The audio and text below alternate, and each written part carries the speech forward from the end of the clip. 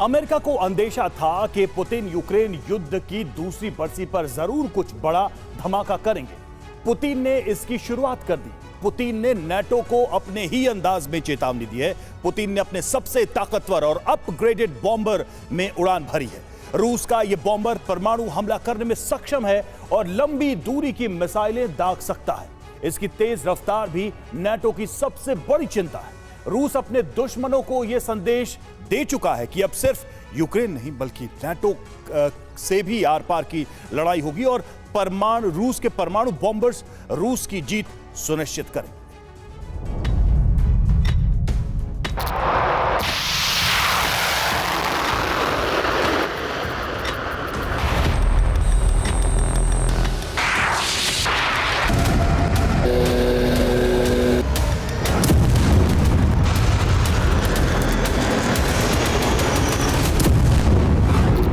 सबसे आधुनिक, सबसे ताकतवर,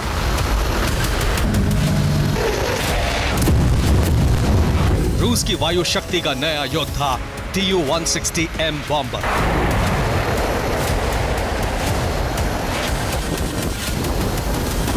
नेटो ने इसी का नाम व्हाइट स्वैन रखा है।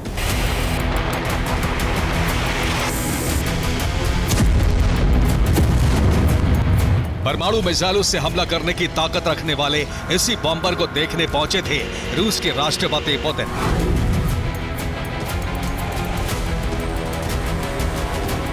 एक साथ कई परमाणु वॉरहेड वाली मिसाइलों से प्रहार करने की क्षमता वाले इस बॉम्बर को न सिर्फ पुतिन ने करीब से देखा बल्कि इसकी रफ्तार का अनुभव करने के लिए इसके कॉकपिट में भी सवार हुए।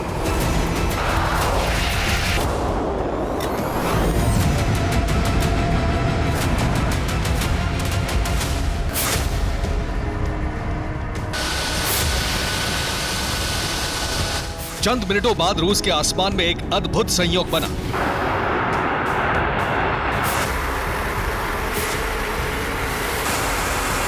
एक ऐसी जोड़ी बनी जो नेटो के किसी भी देश में परमाणु विध्वंस करने की ताकत रखती है।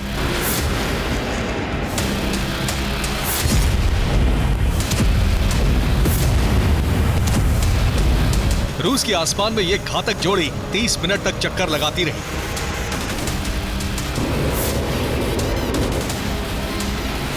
अगर रूस के राष्ट्रपति ने परमाणु हमले का हुक्म दिया तो रूस का यही लड़ाकू विमान सबसे पहले उड़ान भरेगा।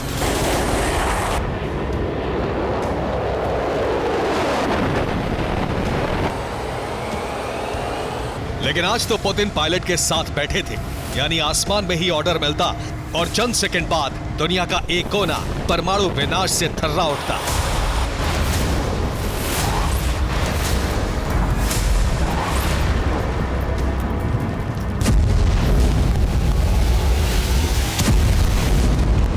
अमेरिका की जासूसी सैटेलाइट्स ने परमाणु हमले के टेक ऑफ का सिग्नल पेंटागन को जरूर भेजा था, लेकिन किसी को यह जानकारी नहीं थी कि पुतिन खुद बॉम्बर में सवार होने वाले हैं।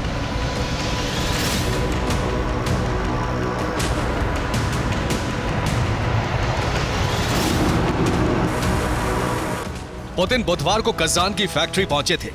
रूस के कजान में Tu-160M का कारखाना है। उड़ान के दौरान विमान के रूट का खुलासा नहीं किया गया।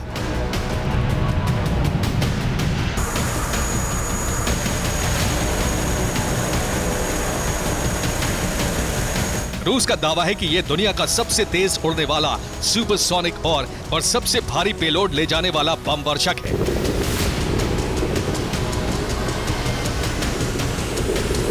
आपको इस बॉम्बर की ताकत और खासियत बताते हैं।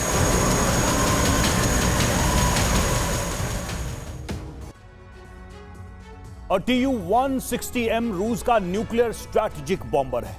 रूस ने पहले Tu-160 बनाया था। इसी बॉम्बर को अपग्रेड करके नया वर्जन तैयार किया गया। रूस का दावा है कि नए और पुराने वर्जन में 80% बदलाव किए गए, यानी करीब करीब विमान बिल्कुल नया है, पूरी तरह से बदला हुआ है। ये 4 सीटर बॉम्बर है। इसमें पायलट और को पायलट के साथ 2 क्रू सदस्य होते हैं जिनका काम बमबारी और मिसाइल हमला करना होता है। Tu-160M की लंबाई 177.6 फीट है, जबकि इसका विंग स्पैन 182.9 फीट है। इसकी ऊंचाई 43 फीट है। यह भारी भरकम बॉम्बर है। आमतौर पर इसका वजन 1,10,000 किलो है, लेकिन अधिकतम टेक ऑफ की बात करें तो ये 2,75,000 किलो का वजन उठाकर उड़ सकता है, उड़ान भर सकता है। Tu-160M बॉम्बर की रफ्तार भी इसकी बड़ी ताकत है। ये सुपरसोनिक स्पीड से उड़ान भरता है और करीब 2200 किलोमीटर प्रति घंटे की रफ्तार पकड़ सकता है।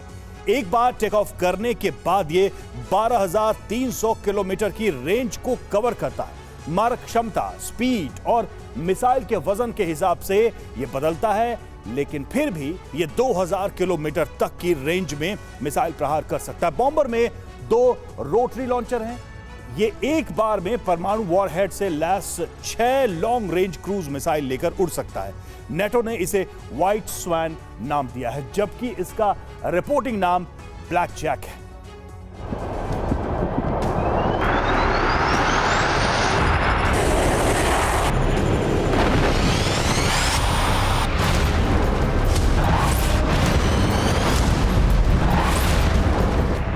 व्हाइट स्वान दुनिया के लिए कोई नई चीज नहीं है, लेकिन चर्चा इस पर पुतिन की उड़ान और उड़ान की टाइमिंग को लेकर है।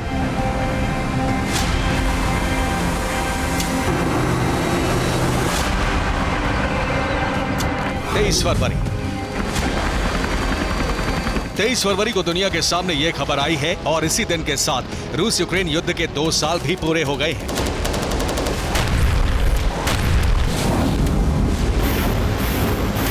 पुतिन ने दुनिया को दिखा दिया कि उनका परमाणु विध्वंसक तैयार है। पुतिन ने दुनिया को बताया है कि उनके ज्यादातर परमाणु हथियार नए हैं।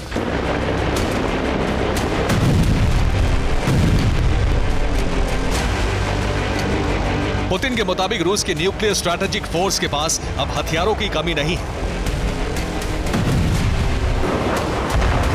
नौसेना भी दुनिया में कहीं भी परमाणु हमला करने में सक्षम है।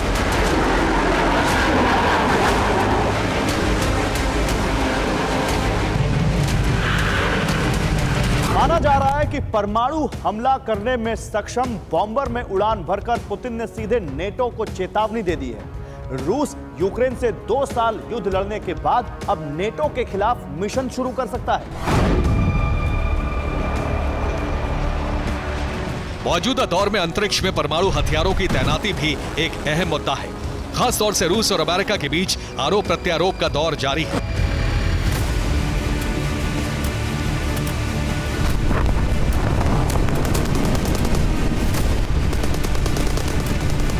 रूस की खुफिया रिपोर्ट के मुताबिक अमेरिका ने रूस के खिलाफ साजिश तैयार की। रूस पर अंतरिक्ष में परमाणु हथियार की तैनाती का आरोप लगाया। रूस पर आरोप लगाने के पीछे अमेरिका का एक खास मकसद था। रूस की आड़ लेकर अमेरिका ने अंतरिक्ष में हथियार तैनात किए।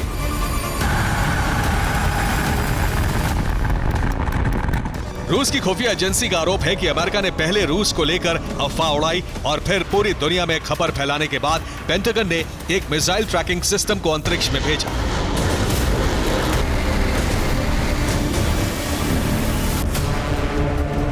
मीडिया रिपोर्ट के मुताबिक अमेरिकी सेना ने एलॉन मस्क के स्टारलिंक उपग्रह समूह की तरह ही प्लानिंग की थी।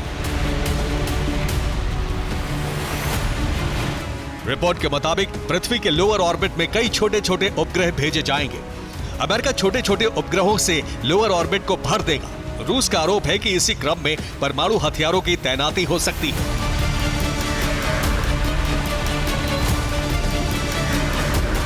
माना जा रहा है कि अमेरिका से ऐसी रिपोर्ट आने के बाद ही पुतिन ने अपनी परमाणु शक्ति का प्रदर्शन किया है और नेटो को चेतावनी दी है।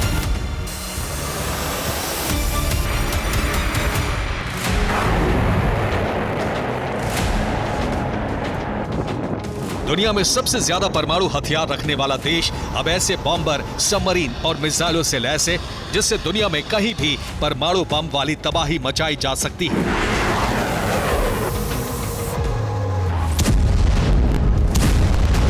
सबसे अहम है रूसी स्ट्रैटेजिक न्यूक्लियर फोर्स का Tu-160M से लैस होना।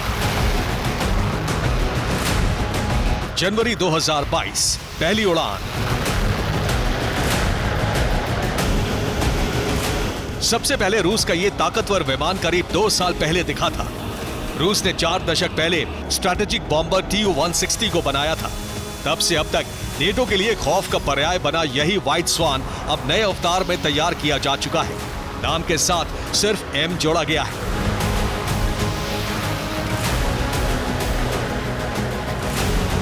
रूस के पास अब एक ऐसा विनाशकारी हथियार है जिसमें खुद को रेडार से बचाने की न सिर्फ क्षमता मौजूद है, बल्कि रेडार एब्जॉर्बिंग मटेरियल की कोटिंग इसे सबसे खतरनाक हथियार की कैटेगरी में सबसे ऊपर खड़ा करती है।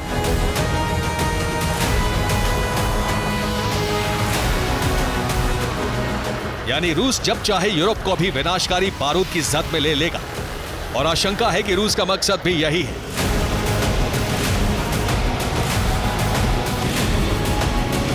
अब पुतिन फुल एक्शन में है, क्योंकि दुनिया उनकी एक और तस्वीर देख रही है।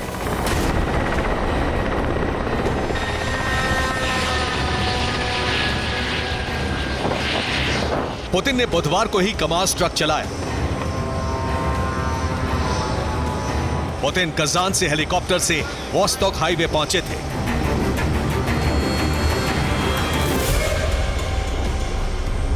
यहां ट्रक चलाकर उन्होंने हाईवे का टेस्ट लिया। पुतिन के लिए यह हाईवे इसलिए अहम है क्योंकि यह मॉस्को, कजान और ट्यूमन को जोड़ता है।